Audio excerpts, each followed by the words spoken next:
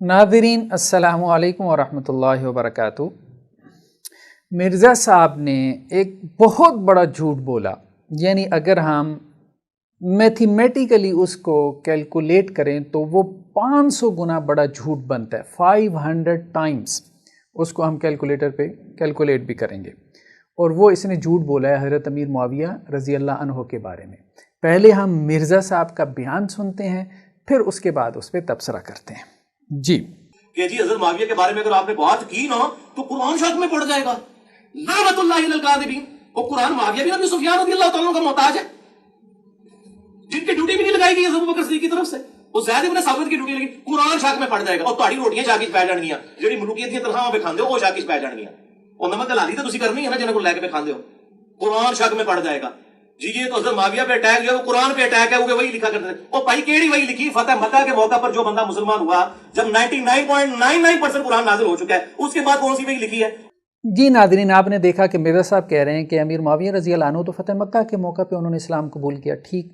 लेकिन दूसरा जो झूठ बोल रहे हैं, 500 गुना बड़ा झूठ, कि फ़तेह मक्का के मौका तक 99.99% वही लिखी जा चुकी थी। तो अमीर मुआविया ने कौन सी वही लिखी जिसकी वजह से तुम उन्हें कातिबे वही कहते हो? ठीक है, फ़तेह मक्का 8 हिजरी में हुआ, रसूलुल्लाह सल्लल्लाहु अलैहि वसल्लम की रहलत हुई 10 हिजरी में। 2 साल हैं दरमियान में, 2 साल। इनका ख्याल है 2 साल में कोई वही नाजिल ही नहीं हुई, 0.01% नाजिल हुई। इतना बड़ा बोहतान, इतना बड़ा झूठ। कल को जो है वो मुस्तशरिकीन नान मुस्लिम इस बात को पकड़ लें और कहें कि जी फ़तेह मक्का के बाद ये जो नाजिल हुआ है हदीसों में आ रहा है, ये तो वही है ही नहीं। मिर्ज़ा साहब के इस बयान को अगर पकड़ लें, सही बुखारी में ये रवायत देखें आप 4364 हज़रत बरा बिन आज़िब से कि आखिरी सूरत जो नाजिल हुई और वो इकट्ठी और पूरी नाजिल हुई है, वो सूरह बरा है। ठीक है, आखिर सूरत नज़लत कामिला बरा, सूरह बरा है। एक पारे की सूरत इकट्ठी नाजिल हुई और इसमें ग़ज़वा तबूक का जिक्र है। ग़ज़वा तबूक हुआ 9 हिजरी में, फ़तेह मक्का हुआ 8 हिजरी में। फिर इस सूरह मुबारका को जो आगाज़ हो रहा है, बराअतुम मिनल्लाहि व रसूलिही इलल्लज़ीना आहदतुम मिनल मुशरिकीन, ये ऐलान बरात कब हुआ? हिज्जतुल विदा के मौका पे 10 हिजरी में। पूरी सूरत के मज़ामीन फ़तेह मक्का के बाद नाजिल हुई है। और हज़रत बरा बिन आज़िब कह रहे हैं कि जी इकट्ठी नाजिल हुई। तो 30 पारों में से एक पारा 30वां हिस्सा बन गया कुरान मजीद का। तो 100% में 30वां हिस्सा क्या होता है? 3.33%। ये सूरह मुबारका जो सूरह बरा है, सूरह तौबा है, ये कुरान मजीद का 3.33% है। ये फ़तेह मक्का के बाद नाजिल हुआ। इसके बाद सूरह अल माइदा को आप ले लें, ये भी सही बुखारी की रवायत है हमारे सामने। ठीक है, हज़रत उमर बिन खत्ताब रज़ी अल्लाह अन्हु से कि अल यौमा अकमलतु लकुम दीनकुम, ये सूरह माइदा की आयत है। और इसके बारे में क्या कह रहे हैं?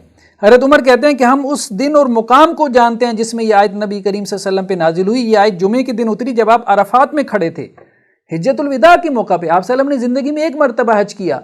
तो सूरह अल माइदा भी एक पारी की सूरत है। सूरह अल माइदा के शान नुज़ूल को आप उठा के देख लें, तफसीरें उठा के देख लें, उसकी अक्सर और बेशतर आयात वो फ़तेह मक्का के बाद नाजिल हुई। तो अब कम अज़ कम भी मुहतात अंदाज़ा आप लगाएं तो कम अज़ कम भी 5% कुरान मजीद जो है वो फ़तेह मक्का के बाद नाजिल हुआ। और मिर्ज़ा साहब क्या कह रहे हैं? 0.01% नाजिल हुआ।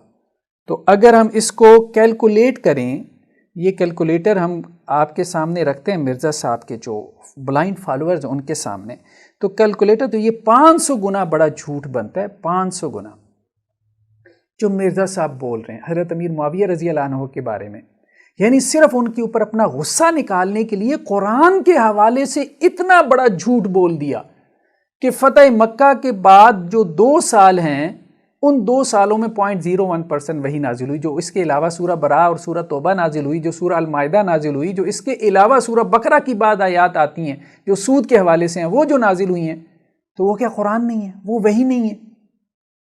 तो मिर्ज़ा साहब बुग़्ज़ मुआविया में रज़ी अल्लाह अन्हु इतना आगे ना जाएं, इतना आगे ना जाएं कि इतने बड़े झूठ बोलना शुरू हो जाएं कि उन झूठों के ऊपर फिर लफ्ज़ कज़्ज़ाब का इतलाक़ होना ना शुरू हो जाए। फिर आपको जो है वो मिर्ची लगेगी, आपको तकलीफ़ लगेगी कि आपको झूठा क्यों कहा जाता है या लोग आपको कज़्ज़ाब क्यों कहते हैं।